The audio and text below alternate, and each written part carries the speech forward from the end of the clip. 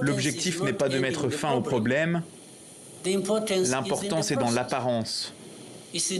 L'objectif est de se faire photographier. Kinshasa a affirmé de son côté, au travers de sa ministre des Affaires étrangères, que la RDC reprendrait les pourparlers de paix si l'occasion se présente. 7 mois, c'est le temps qu'il aura fallu à l'armée congolaise pour reprendre le contrôle de ce village situé au nord de Massissi, dans le Nord Kivu, et qui était aux mains des rebelles du M23.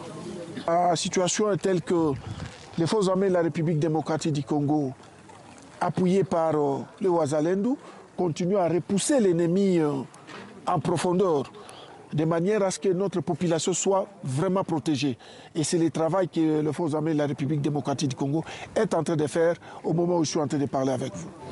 Cette contre-offensive médiatisée avait pour but de riposter contre les violations du cessez-le-feu pourtant conclu l'année dernière. De violents combats ont fait rage ces derniers jours dans la zone. Les forces armées de la République démocratique du Congo ne peuvent pas admettre que les tirs aveugles de l'armée rwandaise et ses alliés fassent du mal aux déplacés et à notre population. À Ngungu, quelques habitants reviennent timidement, malgré les détonations des armes qui se font toujours entendre au loin. Quand le M23 était ici, la population était tracassée. On faisait face à de nombreuses difficultés. Les habitants cultivaient la pomme de terre, mais ne trouvaient pas de clients. Il y avait du maïs, mais personne pour l'acheter.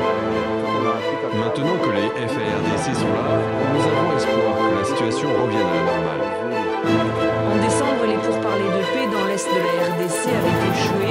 Un accord devait être mis sur la table entre le président congolais Félix Tshisekedi et le président rwandais Paul Kagame, mais ce dernier ne s'y est jamais